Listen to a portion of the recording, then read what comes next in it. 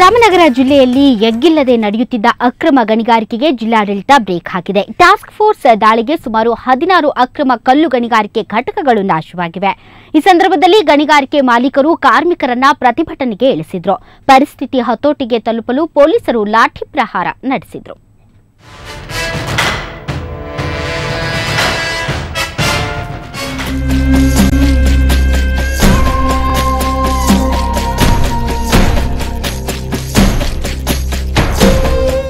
ರಾಮನಗರದ ಬಿಡದಿಯ ಕಲ್ಲುಗೋಪನಹಳ್ಳಿಯಲ್ಲಿನ ಅಕ್ರಮ ಕಲ್ಲು ಗಣಿಗಾರಿಕೆ ಮೇಲೆ ಜಿಲ್ಲಾಡಳಿತ ದಾಳಿ ನಡೆಸಿದೆ. ಉಪ ವಿಭಾಗಾಧಿಕಾರಿ ನವೀನ್ ಮತ್ತು ತಹಶೀಲ್ದಾರ್ ರವಿ ತಿರ್ಲಾಪುರ ನೇತೃತ್ವದಲ್ಲಿ ನಡೆದ ದಾಳಿಯಲ್ಲಿ 20ಕ್ಕೂ ಅಕ್ರಮ ಗಣಿಗಾರಿಕೆ ಮತ್ತು ಕ್ರಷರ್ ಅಡ್ಡಾವನ್ನ ನಾಶಪಡಿಸಲಾಗಿದೆ. ಇಲ್ಲಿನ ಸತತ ಅಕ್ರಮ ಗಣಿಗಾರಿಕೆಯಿಂದ ಒಂದು ಬೆಟ್ಟವೇ ಕಣ್ಮರೆಯಾಗಿದೆ. ತಡವಾಗಿ ಆದರೂ ಜಿಲ್ಲಾಡಳಿತ ಎಚ್ಚೆತ್ತುಕೊಂಡಿದ್ದು ಅಕ್ರಮಕ್ಕೆ ಬ್ರೇಕ್ ಹಾಕಿದೆ.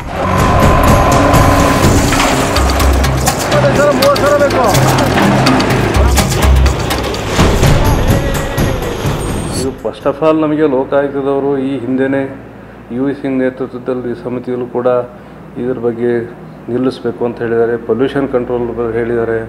ಕೂಡಲೇ ಅದನ್ನು ಕ್ರಮ ತಗೋಬೇಕು ಅಂತ ಹೇಳಿದ್ಮೇಲೆ ಮೊನ್ನೆಯಿಂದ ಸ್ಟಾರ್ಟ್ ಮಾಡಿದ್ದಾರೆ. ಮೊನ್ನೆ ಸ್ಟಾರ್ಟ್ ಮಾಡಿದಾಗ 14 ಮಿಷನರಿಗಳನ್ನೆಲ್ಲ ಹೊಡೆದುಹಾಕಿದ್ದಾರೆ. ಆದರೆ ಸುಲಭಕ್ಕೆ ಪಟ್ಟು ಬಿಡದ ಅಕ್ರಮ ಮಾಫಿಯಾ ಕಾರ್ಮಿಕರನ್ನ ಬೇದಿಗಿಡಿಸಿ ಪ್ರತಿಭಟನೆ ನಡೆಸಿತ್ತು.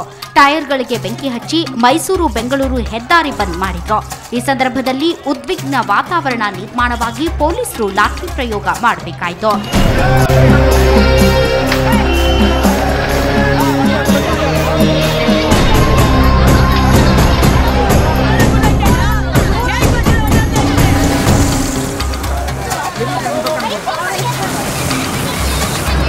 ಕಲ್ಲುಗೋಪನಹಳ್ಳಿ ಅಕ್ರಮ ಗಣಿಗಾರಿಕೆಯಿಂದ ಸರ್ಕಾರದ ಬೊಕ್ಕಸಕ್ಕೆ ಪ್ರತಿ ತಿಂಗಳು ಲಕ್ಷಾಂತರ ರೂಪಾಯಿ ನಷ್ಟವಾಗ್ತಿತ್ತು. ಈಗ ಜಿಲ್ಲಾಡಳಿತ ಇದಕ್ಕೆ ಬ್ರೇಕ್ ಹಾಕಿದೆ. ಜಿಲ್ಲಾಡಳಿತದ ಈ ಕ್ರಮಕ್ಕೆ ವ್ಯಾಪಕ ಪ್ರಶಂಸೆ ವ್ಯಕ್ತವಾಗಿದೆ.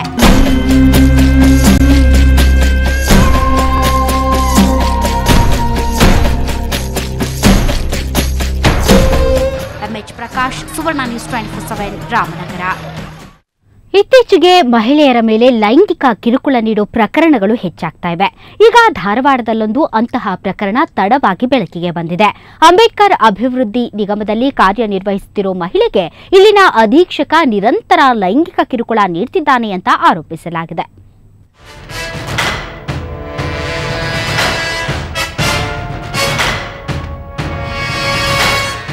ಕಳೆದ 4 ವರ್ಷಗಳಿಂದ ಧಾರವಾಡದ ಅಂಬೇಡ್ಕರ್ ಅಭಿವೃದ್ಧಿ ನಿಗಮದಲ್ಲಿ ಶಕುಂತಲಾ ಮನಸೂರು ಹೊರಗುತ್ತಿಗೆ ಆಧಾರದಲ್ಲಿ ಕೆಲಸ ಮಾಡುತ್ತಿದ್ದಾಳೆ. ಆದರೆ ಅಧೀಕ್ಷಕ ಕರಿಬಸಪ್ಪ ಮೂಗುಲಿ ಎಂಬಾತ ಪ್ರತಿನಿತ್ಯ ಲೈಂಗಿಕ ಕಿರುಕುಳ ನೀಡುತ್ತಿದ್ದ. ಇದರಿಂದ ಬೇಸತ್ತ ಶಕುಂತಲಾ ಜಿಲ್ಲಾಧಿಕಾರಿಗೆ ದೂರು ನೀಡಿದ್ದಾಳೆ. ಅಲ್ಲಿ ಯಾವುದೇ ಪ್ರಯೋಜನವಾಗಿಲ್ಲ.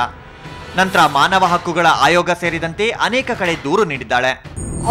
ಅವ್ರನ್ನೇ ನೋಡ್ಕೋತಾ ಇರ್ಬೇಕಂತೆ, ಅವ್ರನ್ನೇ ನೋಡ್ತಾ ನಗ್ಬೇಕಂತೆ, ಸಪ್ ಮಾರಿ ಹಾಕಬಾರ್ದು. ನೀ ನೋಡಿದ್ರೆ ಇಷ್ಟು ಚಂದ ಆಗಿದ್ದಿ, ಮತ್ತು ನಿನ್ನ ಗಂಡ ಎಲ್ಲ ಕುಡ್ಕ ಇದ್ದಾನ, ದುಡಿಯೋದಿಲ್ಲ, ಮತ್ತು ನೀ ಯಾಕೆ ಈ ಥರ ಇರ್ತೀಯ, ಅವ್ನು ಬಿಟ್ಬಿಡಲ್ಲ, ಸುಮ್ಮನೆ ಅವ್ನ ಟೆನ್ಷನ್ ಯಾಕೆ ತಗೋತೀಯ, ನಾ ಇದೆ ನಿನಗೆ, ನಾ ಸಾಕ್ತೇನೆ, ನಾ ನೋಡ್ತೀನಿ, ನಿನ್ಗೇನು ಖರ್ಚಿಗೆ ಬೇಕು, ನಿನ್ಗೇನು ಬಟ್ಟೆ ಬೇಕು, ಮನಿ ರೇಷನ್ ಬೇಕಾ, ಎಲ್ಲ ನಾನು ಹಾಕ್ತೇನೆ, ಕೆಲಸನೇ ಮಾಡಬೇಡ ಅಂತ ಹೇಳೋನು. ಕೊನೆಗೆ ಪ್ರಕರಣವನ್ನು ಗಂಭೀರವಾಗಿ ಪರಿಗಣಿಸಿ ಕಿರುಕುಳ ನೀಡಿದ ಅಧೀಕ್ಷಕನಿಗೆ ಬೇರೆಡೆ ವರ್ಗಾವಣೆ ಮಾಡುವಂತೆ ಶಿಫಾರಸು ಮಾಡಲಾಗಿದೆ. ಆದರೆ ಇನ್ನೂ ಕರಿಬಸಪ್ಪ ವರ್ಗಾವಣೆ ಆಗಿಲ್ಲ. ಅಲ್ಲದೆ ಮತ್ತೆ ಶಕುಂತಲಾಗೆ ಕಿರುಕುಳ ಮುಂದುವರೆಸಿದ್ದಾನೆ. ಆದರೆ ಇದೆಲ್ಲ ಏನಪ್ಪಾ ಅಂತ ಕೇಳಿದ್ರೆ ಅಧೀಕ್ಷಕ ಕರಿಬಸಪ್ಪ ಹೇಳೋದೇ ಬೇರೆ. ಈ ಥರ ಮಾತಾಡೋದು ಅದು ಸೌಜನ್ಯನೂ ಅಲ್ಲ, ಅದು ಮಾತಾಡಲೂಬಾರ್ದು, ಆ ಥರ ಹೇಳಬಾರ್ದು. ಯಾರಿಗೇ ಆಗಲಿ ನನ್ನ ಸಹೋದರಿಯರು ಸಮಾನ ಇರ್ತೀವಿ, ನಾವು ಆ ಥರ ಮಾತಾಡೋದು ಅವಕಾಶ ಇಲ್ಲ. ಯಾರೂ ಮಾತಾಡಿಲ್ಲ ನಮ್ಮ ಆಫೀಸಲ್ಲಿ. ನಾನು ಒಬ್ಬನೇ ಅಲ್ಲ, ನನ್ನ ಬೇಕಾದಷ್ಟು ಸಹೋದ್ಯೋಗಿಗಳಿದ್ದರು, ಅವರು ಕೂಡ ಯಾರು ಆ ಥರ ಅದಕ್ಕಂತವಕ್ಕೆ ಅವಕಾಶ ಇಲ್ಲ ನಮ್ಮಲ್ಲಿ. ಶಕುಂತಲಾ ಎಂತಹ ಮಾನಸಿಕ ಕಿರುಕುಳ ಅನುಭವಿಸುತ್ತಿದ್ದಾಳೆ ಅಂದ್ರೆ ವಿರುದ್ಧ ದೂರು ನೀಡಿದ್ದಕ್ಕಾಗಿ ಈಕೆಯ ಜೊತೆ ಮಾತನಾಡದಂತೆ ಕಚೇರಿಯ ಸಿಬ್ಬಂದಿಗಳಿಗೆ ಕರಿಬಸಪ್ಪ ತಾಕೀತು ಮಾಡಿದ್ದಾನೆ.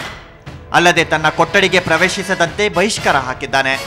ಇನ್ನು ಪ್ರಕರಣವನ್ನ ಕರಿಬಸಪ್ಪ ಮುಚ್ಚಿ ಹಾಕೋ ಯತ್ನ ನಡೆಸಿದ್ದಾನೆ ಎನ್ನಲಾಗಿದೆ.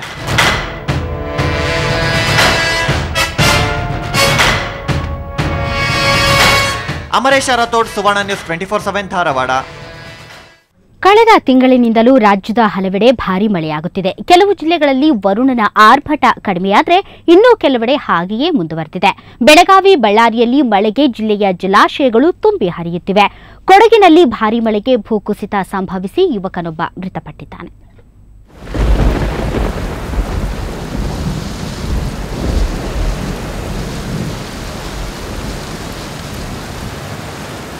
ರಾಜ್ಯದಲ್ಲಿ ವರುಣನ ಆರ್ಭಟ ಇನ್ನೂ ಮುಂದುವರೆದಿದೆ. ಕೊಡಗಿನಲ್ಲಿ ಸುರಿಯುತ್ತಿರುವ ಭಾರಿ ಮಳೆ ನಗರದ ಮಂಗಳದೇವಿ ನಗರದಲ್ಲಿ ಭಾರೀ ಭೂಕುಸಿತ ಸಂಭವಿಸಿದೆ. ಪರಿಣಾಮ ಯುವಕನೊಬ್ಬ ಮೃತಪಟ್ಟಿದ್ದಾನೆ. 16 ವರ್ಷದ ಪ್ರದೀಪ್ ಮೃತಪಟ್ಟ ದುರ್ದೈವಿ. ನಿನ್ನೆ ರಾತ್ರಿ ಮನೆಯಲ್ಲಿ ಮಲಗಿದ್ದಾಗ ಈ ಘಟನೆ ನಡೆದಿದೆ.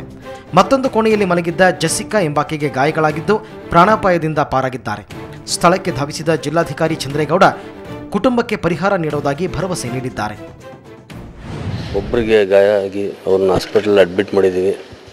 ಇನ್ನೊಬ್ಬರು ಮೃತಪಟ್ಟಿದ್ದಾರೆ. ಈ ದುರಂತಕ್ಕೆ ನಾವು ಸಂತಾಪ ವ್ಯಕ್ತಪಡಿಸ್ತಾ ಇದ್ದೀವಿ.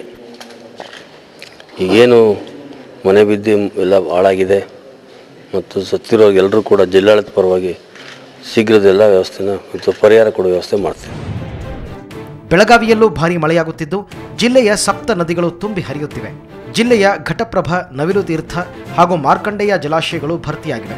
ಘಟಪ್ರಭಾ ಜಲಾಶಯದ ನೀರಿನ ಮಟ್ಟ 2172.33 ಅಡಿ ತಲುಪಿದ್ದು ಪ್ರತಿದಿನ 5,000 ಕ್ಯೂಸೆಕ್ ನೀರನ್ನು ಹೊರಬಿಡಲಾಗ್ತಾ ಇದೆ.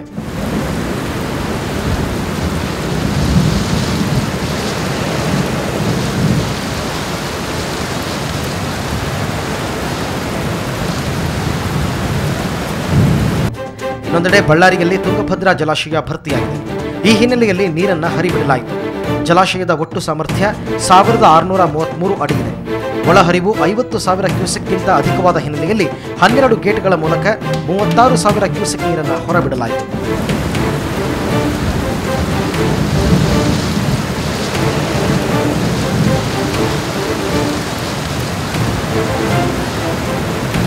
ಬ್ಯೂರೋ ರಿಪೋರ್ಟ್, ಸುವರ್ಣ ನ್ಯೂಸ್ 24/7.